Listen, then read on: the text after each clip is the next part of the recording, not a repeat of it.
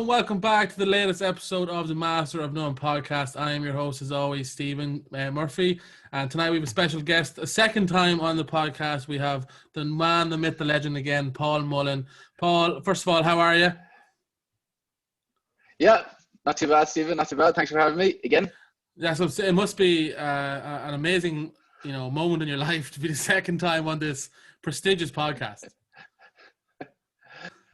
Sure, listen, having a chat with yourself now isn't the worst thing in the world, especially on Paddy's Day in America. There isn't much going on, so yeah. Exactly. Happy St. Patrick's Day to everybody. Have you heard anyone in the States say St. Patty's Day, that the P-A-T-T? Yeah, to be honest, I was actually very impressed this morning watching. I would really watch the news, but my girlfriend sticks on the news, and they were very clear to say Paddy and not Patty. Yes. And I was like, geez, these lads, I was kind of impressed. And then your man is wearing a Utah Warriors hat, the presenter. So he's been wearing that for the last few mornings. So I was like, geez, I like this program, Yeah, we'll watch it again. Do you have anything fun planned for Paddy's Day? Are you allowed to do much at the moment in Utah? So there's talk that'll be opening up. Texas said the 10th of March they're doing away with the masks, and Utah is kind of like a bit of a miniature Texas, so they're saying the 10th of April. But as for Paddy's Day, it'll be a quiet night here. Yeah. Same as basically everyone in Ireland as well. So it's good to know that not everyone is living life. Obviously, for people who may not know, you moved from the Houston SaberCats to the Utah Warriors there in the off season. How is life in Utah treating you? Are you enjoying the city and the state? Yeah, so far so good. I mean, again, we haven't done a whole pile, but it's a grand spot. Yeah, it's definitely different to Houston. I mean, it's a much smaller city, and it's not flat. So you kind of look it up in the mountains here, and the only mountains I see at home would be the 12 Fins or whatever you call it. But these mountains here are absolutely massive, like huge. So it's definitely, maybe it's just a very Irish thing, but. It's quite impressive, it's like I kind of look at them all day. But no, haven't done too much exciting. I'd say the most exciting thing was kind of the drive up from Houston to Salt Lake City. So made a bit of a road trip out of that. But outside of that, now just been training away. Yeah, that drive was monstrous. I remember you told me on Instagram, wasn't it something ridiculous, like 13 hours or something? Oh Jesus! The direct shot. It's 25 hours, I think, from Houston to Salt Lake City. But we're going to a wedding up in Montana. So all in all, it was 10 days, and kind of the idea was to try, instead of doing one big shot, that we'd break it up and kind of see something along the way. So I mean, I've kind of, I wouldn't say I've seen a bit in America, but this was one of the best things I've ever done. Just you're going through these towns, and aside from the island, the Aran Islands, so they wouldn't be the most populated area. But I tell you, the Aran Islands are just absolute luxury compared. This place you'd be going through might only have is it a corn mill or something? And I mean, you're really? just thinking up, kind of north of Amarillo, just up there, up in North Texas. I mean, there's just nothing, which to me was class. It's like, geez, this is the true, country roads. Here we are out in, America in the middle of nowhere. But Jesus, interesting just to see how people live their life up there. So yeah, I think it was one of the best things I ever done, and I'd love to do something like that again whenever this COVID kind of goes away. Your own version of Route 66 basically was what you did there with your girlfriend, which is pretty cool. If anyone is just listening to this, if you're wondering if Paul has lost his Irishness, he's currently sitting wearing an O'Neill's jersey and has a St. Patrick's pin that his mother sent over to him, and he's wearing it proudly. So he hasn't let it go to his head, which is great. Yeah, no, I've the Aran Islands Gaelic football jersey at home, so nice fishing boat in the front of it. So it's that's nice, yeah. And the three islands there. And then the mother sent me over a heap of these. You probably wouldn't have too many Irish people wearing them at home, so maybe I'm getting a bit Americanized. And she sent me over some tea and some the purple snacks. Nice. And sure. The purple snacks, I don't know about yourself, but they're my favorite. But unfortunately, my girlfriend has taken a liking to them as well, so they don't last. They don't last as long. But that's it. Well, everyone says the chocolate in Ireland is much better than the States. Has that been your experience? Geez, there's no comparison. I mean, there's Yeah. absolutely no comparison. I think to be honest, I haven't eaten too much chocolate over here since, it's a Hershey's. It's like Greece. Yeah. The Cadbury's from home is just night and day difference. But yeah, yeah, Anyway, we're not here to talk about chocolate, yeah, although that would be a yeah. good podcast. You've obviously moved to Utah. Have you noticed initially? I know probably not the best time to be out mingling with supporters and all that, but is there a good appetite for rugby in Utah since you've been there? Yeah. No. It's yeah. There's the kind of like the stadium. It's what was it? Was it at 50% capacity, or if even at that? But now they've worked with the city or the council have kind of said, listen, we can bump it up to 75% so people can sit beside each other, which, I mean, that's going to teach their own. If you don't feel like doing it, you probably stay at home. But I mean, I think it's fantastic for us. There's nothing worse than playing a game with nobody in the stands. You know what I mean? You get a great buzz off the supporters and fans, so that was good news. I met an Irish lad over here. I didn't think there'd be too many Irish lads here, but he reached out to me online there, and so yeah, he's from Wexford, and I thought that was a bit of a surprise. So yeah, it's kind of, it's cool to see someone like from home that can kind of give you a bit of the lay of the land. Listen, this is what's cool to do around here. Or, I know you're Irish, and if you're at home, you mightn't have too much in common. But just because you're out here in kind of farm territory, whatever it is, it's I suppose that sounds bad, it's in farm territory, but away from home, you can kind of relate somewhat better. So yeah. He's a Wexican, is he? Yeah, I suppose that's what you might call him. Yeah, he actually went to King's Hospital as well. So I was like, geez, this is, granted he's a few years older than me now, but I just thought it was interesting because when I first showed up, it's a relatively small city, and the Mormon religion has it's very involved, let's say, in the laws and stuff, So I suppose a lot of people would associate Mormon with not drinking, and from that basis, it might be the most popular Irish spot. But yeah, there's a few of us out here anyway. Not much crack, I think, is a good term to describe the Mormons, but at the same time, whatever you're into, I suppose. That's it, yeah. You've moved to a different team. How has settling into a new team been? Has there been any initiations? Was it a lot of new faces coming in, or was only a few lads coming in? Yeah, I think there's a good few new faces coming in. I know last year, you see the Warriors here, they never actually had a home game. COVID, because it's a colder region up here, we get snow and stuff. The first few games were away games. So now it's actually everybody's really looking forward to having a home game. Be the first home game in 2 years. So I think everybody's excited for that. In terms of new faces, yeah, there's a few new faces, but our head coach now he was the forwards coach with USA, and then our attack coach was one of the scrum halves with the USA. So I mean, just having a few, and then there's Mikey Teo, one of the fullbacks. I played with him at the USA setup and in San Diego last year, and then Ollie, who's coming down from Seattle. So I suppose it helps, when you kind of know a few people in this new environment. But yeah, so far it's been great. And what's the kind of vibe of the team? Are they quite serious, or are they always up for a laugh? Like, how has it been? Well, unfortunately, there isn't too much laughing going on now with the COVID, because what can you do? And that's not trying to be, a boring answer. That's just kind of seems to be the reality of it. A lot of the lads, they'd work during the day. So a lot of the lads would work during the day. And then our training is actually, it's kind of late at night, which something I wasn't really used to, kind of from 6 to 10. So most of the lads will go work a day 9 to 5 and then show up to training and work 6 to 10. So fair play to them. It's a serious commitment. Okay, so some of the players are semi-professional, are they? That's it, yeah. Okay, I didn't know that. Okay, so they work a full day and they go train. That's a long old day. Yeah. And a lot of them will be construction too. So it's not a case of you're sitting in an office. You're out looking stuff around. They should get the gym sessions off. They should be allowed just to skip that. Personally, I would think so. But anyway. Well, yeah. Pre-season, you had a game. I think only one game, was it, Paul? Just the one pre-season game against Rugby ATL, which I assume is Atlanta.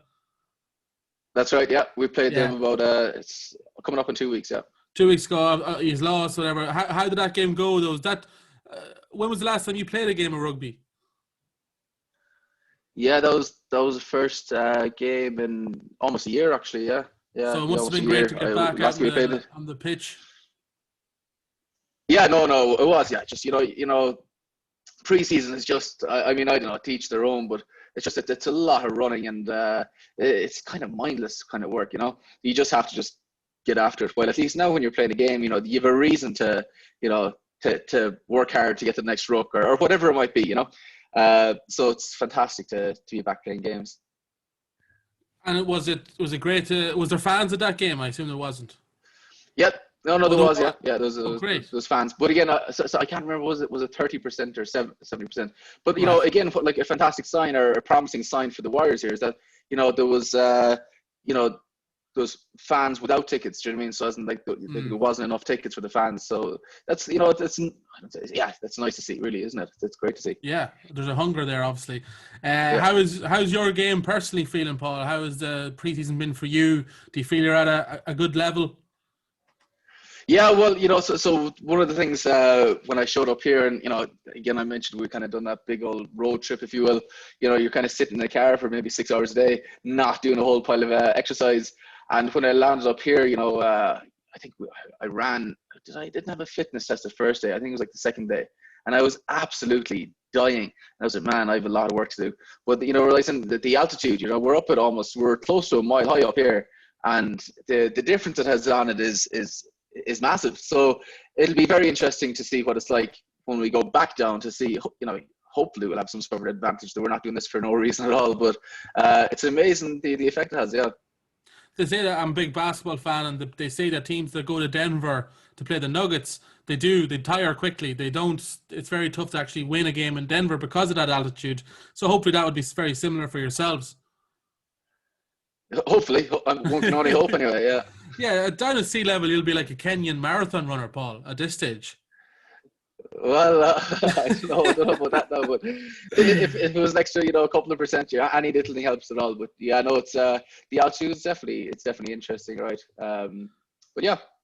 Yeah, he's already mentioned it, but in January, the head coach at the time, Chris Latham, resigned for personal reasons. Sean Pittman has taken over as interim manager.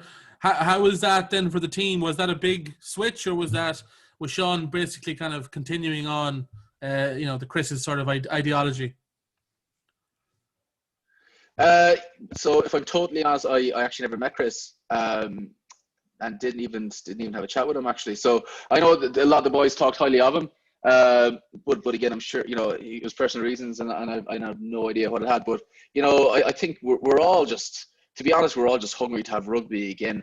And so just kind of Sean kind of direct us in the way, kind of listen, and we're happy to kind of lead the charge. So yeah, I mean, again, it's COVID, and from talking to some of the lads, it's like not only are you going to have injuries this year, but you're also probably going to have probably people missing games because of COVID. So it'll be a very interesting season.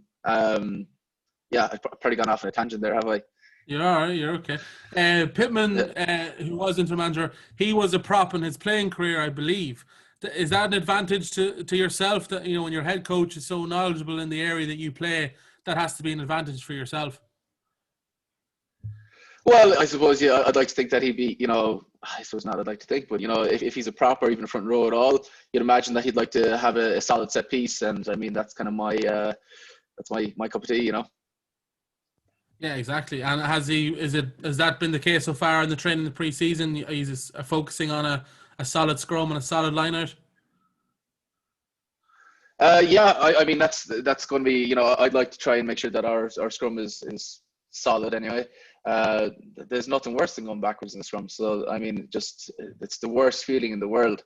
So if you can kind of have that happen as little as possible, as opposed to, when you're going forward in the scrum and, getting penalties, I mean, it's probably one of the best feelings in the world. As a prop, like, you would be I mean, outside of like, some of the Irish props here that you see Tyke Furlong the other day with his kind of double sidestep, I mean, I don't know if I could ever get that now, but if I get the ball at all, it's a positive. Never mind the old kind of fancy sidestep.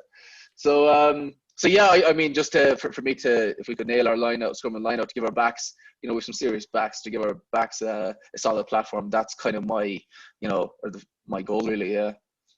You say that, and this is a lovely tangent into, or a lovely segue into my next question, because we seen a picture on Instagram, and there was no context on this picture, of course, but you looked like you were at first receiver pulling the strings. So I want to know, is there any truth to the rumor that that could be a role for you this year? There's no truth to that rumor anyway. There's not a chance. Not a chance. I wouldn't know what to do out there. Yeah, yeah. That Instagram. So the Instagram. You're saying Instagram isn't always true. Is that what you're saying? Yeah, yeah, fake news. That was fake news. That one, Fake. yeah, Oh, yeah, thankfully we haven't heard that yeah, expression in a while. I yeah, seen yeah, yeah, yeah. on Utah the website you were announced the other day as a community coach. So can you explain kind of a bit more about what that role is and what that kind of means to you to be, to be given that sort of responsibility? Yes. So basically, I'll be doing a bit. Well, I mean, again, I suppose a lot of it's pretty. I don't want to get too far ahead of myself here, but it's pretty. With the restrictions lifting and stuff. But we'll be out kind of coaching some of the youth and stuff in the community. So, yeah, kind of looking forward to it. And I think one of the lads was saying that I think Utah has the most. If you look in America, so let's say to compare back to Ireland, if you had like the counties and how, or even provinces kind of thing, I suppose, how many people are registered under USA Rugby? Utah has one of the highest, you know, how do you put it, number of people registered with USA Rugby. So I mean, that's just a sign that there's so much potential here. And again, it's a relatively small state. I mean, coming out of Texas is huge. So it's quite small, and a lot of people registered. With USA Rugby. So it's hopefully we'll get some sort of return out of it. In terms of hopefully in years to come they'll be playing for the Warriors. Is it tough to get young children interested in scrummaging and lineouts, because when they look on the TV, they're looking at the Bowden Barretts and these amazingly fast back players? Is it going to be tough as a coach to kind of get them interested in the front row? Geez, I don't know. Usually you might have like kind of the bigger kids that would kind of like to fall into that position too. So we haven't done any coaching yet, but definitely looking forward to it. It'll be something different and something that I'm not really used to. Yeah, definitely. The schedule has been already released for the MLR this year. Two dates stuck out in my mind, Paul. I want to know if they stuck out in yours. April 17th, you travel to play San Diego Legion, which is a former team of yourself. And then obviously 24th of April, the week after, you are hosting the Sabercats. Have they been marked on your calendar for a while, or is that just going to be another game on the list? How do you put it? Well, kind of at the moment, it's the biggest game is the next. It's the next game, and I don't sound like a generic answer, but it's just political answer, Paul. Political answer. Well, that's far from what I want to be known for, is these political answers. But no, I'm very looking forward to playing San Diego and Houston. Yeah. That'll be no doubt. There'll be big days. I think the first home game here in with the Warriors will be big. But again, Austin away. I mean, you see the schedule has changed quite a bit. Was it a couple of months ago? Our first game was meant to be San Diego. So, but again, I'm not too sure what happened or why the schedule was kind of reorganized. But yeah, so yeah, Austin's kind of number one, and that's kind of as far as I'm looking at the moment.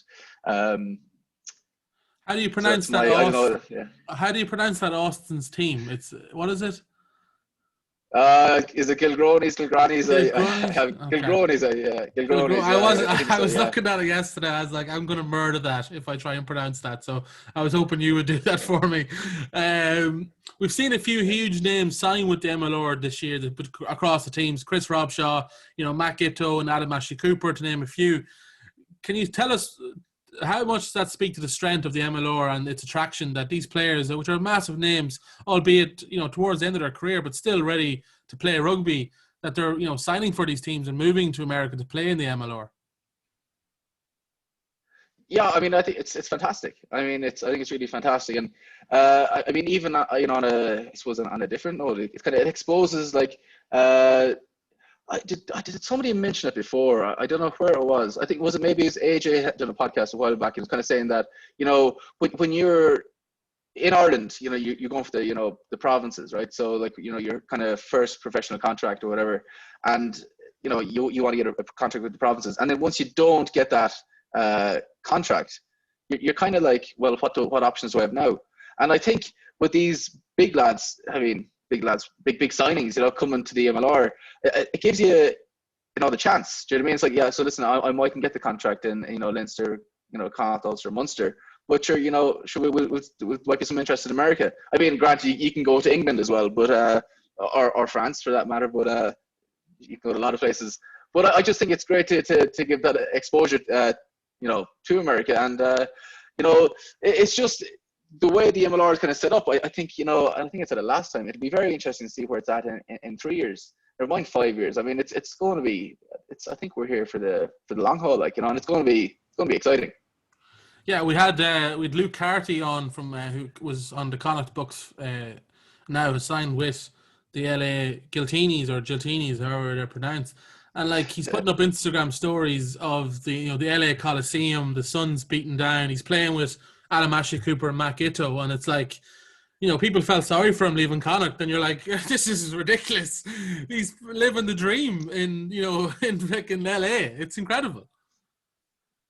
Yeah, no, and that's the other side of it too. It's so yeah. I mean, I think the future of the MLR is it's very, very promising. I think So yeah, I seen Luke's Instagram story. Yeah, it was yesterday, the Coliseum.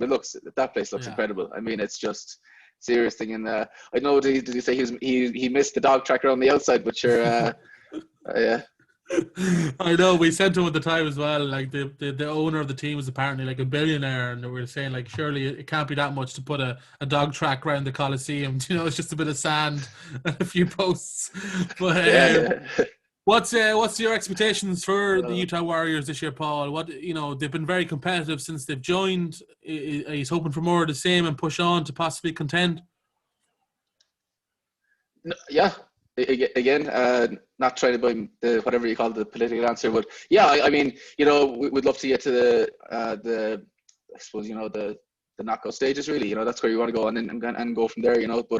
But again, there's going to be so much kind of unexpected stuff this year, and I know the kind of the word resilience or whatever it kind of sounds, you could make it cliche, but I mean, if there's ever a year where you need to be resilient, it's this year. No matter what kind of stuff is thrown at you between injuries and COVID and all sorts of chaos, this will be a tough one. So it'll be very interesting to see how the whole league plays out.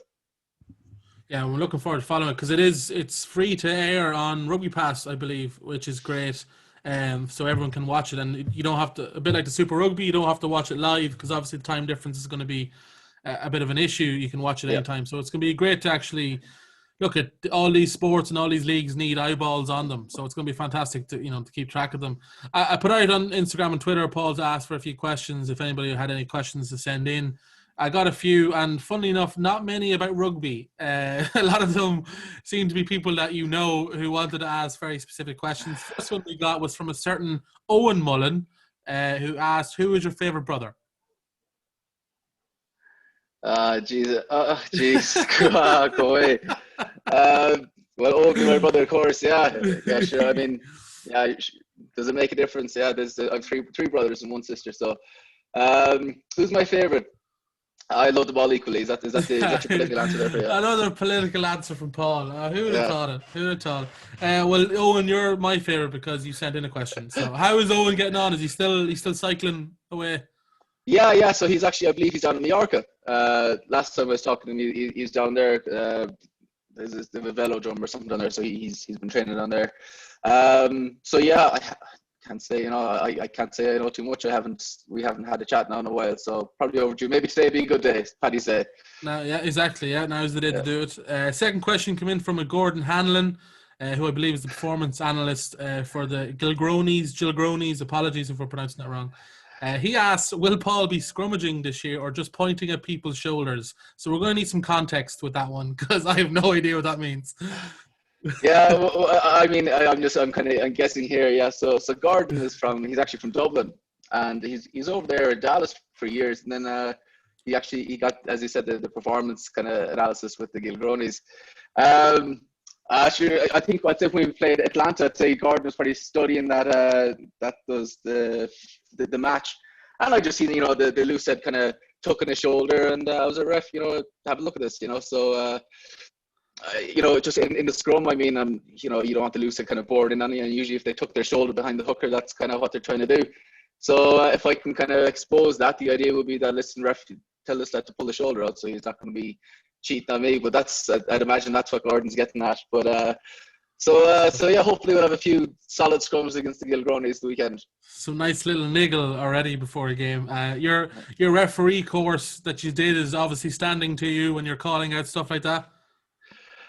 Which is, I'd be pretty bit rusty on that now, to be honest. Yeah, I tell you, referee is a tough job. It's a tough job, But yeah, it is quite interesting to see what the ref is looking for too, So that maybe that might be one thing that helped me.